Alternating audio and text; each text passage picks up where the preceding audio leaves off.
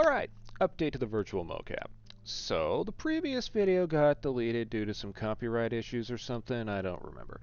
But that's besides the point. The virtual mocap is finally in a semi-working state, and I will soon be able to go into beta for the program, and I am looking for people to help test this plugin. What is virtual mocap? Simple. Virtual mocap is exactly as it sounds. Motion capture that is done virtually. In concept, it's actually pretty simple. I am using Unreal Engine 5 to create a sort of virtual world in UE's Pi, plane editor, to record the movement, translations, rotations, and quaternions of the skeleton's hierarchy on every frame. Starting with the root, we record its X, Y, Z, and roll, pitch, yaw, and twist/W, which is the rotation of the bone itself. Within the world space and local component space, and applies that same check to every single other member in the hierarchy, starting from the root, then the pelvis, then the spine, and the thighs, and whatnot. It just depends on how your hierarchy is set up, in order on every frame. Okay, so here we are back over in the UE5 editor, and you can see something that doesn't usually exist within it. This is the mocap recorder, this is the plugin. And so to start the record, you do, well, pretty simple. You just click Play in Editor, and then while you're in Play in Editor, you click Start. Okay? You run around, you do some jumpy jumps, and then we go back up here, and we stop. And then while you're still in Pi, go to Export,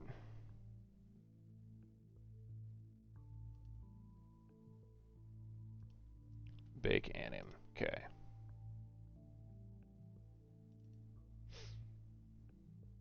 Oh, there we go. That's the one we wanted.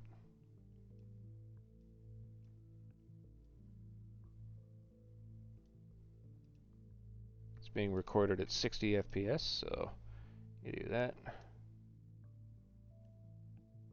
And boom. You just virtually mocapped yourself playing a video game. And now you're thinking, okay, well, what do I do with this? Well, you go up here.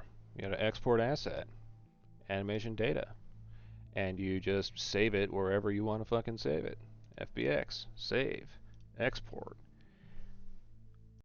Okay, now that we're done recording and we've exported the FBX, now it's time to import it into your desired editor software, which for me, and probably all of you, is going to be Blender. And you go Import, you go FBX, and you go to the file. It should be this one. You import FBX.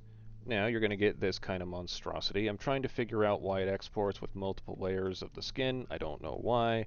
I'm just going to delete them until it looks somewhat like this. Okay. And now you have all of these bones. All of these spiky boys I'm going to be removing. I'm going to get them working. Don't worry, the export order is really weird, but I will be fixing it. I don't know why it exports like that. At least the hands are at least somewhat okay. But that's not what you're here to talk about. You're here to talk about this. And we go over here, bump it up to 60, and boom. One-to-one recreation of in-game movement in Blender.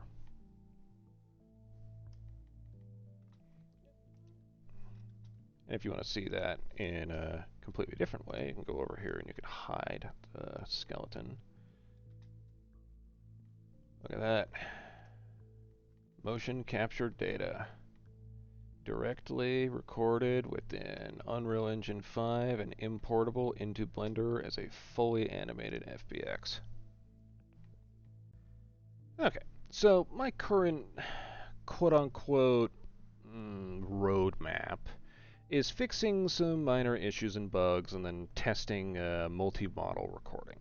If my math is correct, I could record a minimum of 16 unique character models at once, and potentially as many as 64 unique instances at once. Because since this recorder is attached to the actor as a component, this means you can attach it to anything that can have an opponent attached to it, which in Unreal Engine 5 is quite literally any model. And the recorder can record it as long as it has a bare minimum of at least a root origin that A exists in world space and B has local component rotations, its movement can be recorded in real time. Since what is being recorded is just the location and rotation of the bones in the hierarchy, not specifically a humanoid, that means the shape of the skeleton doesn't matter. So in theory, anything that has a skeleton can be recorded. For example, say quadrupeds or hexapods, maybe has long stretchy rims like an octopus or short stubby legs. The shape doesn't matter. What matters is the hierarchy. So the logical next step is to add support for, well, shape and size by streamlining not only the export but also the import. The next step after beta testing is to create a custom importer that does a bunch of stuff I haven't fully decided on what to do yet because I only got it working 5 minutes ago. After that, it's more than likely exporting the Pi editor as a standalone executable and uploading it to Steam as a game. The reason I want to do that is simple. I want to take advantage of the community aspect of Steam games because you have workshop content. Right now, the core of what we're trying to do is the ability to, well, record motion capture. And anything that I can do to make the recording of motion capture easier and simpler for regular people, the better. So right now, we're going to focus on bug fixing. I'm going to finish fixing everything that I can that's also reasonable. Maybe clean up the editor a little bit, maybe make it look a little bit nicer. And then after that, then I'll look into um, doing multi-capture. More than likely will not be done today, uh, January 1st, 2026. Uh, but I will get to it eventually, sometime within maybe the next month. I will keep you guys posted. If you have any questions, leave a comment. Let me know. Okay, bye.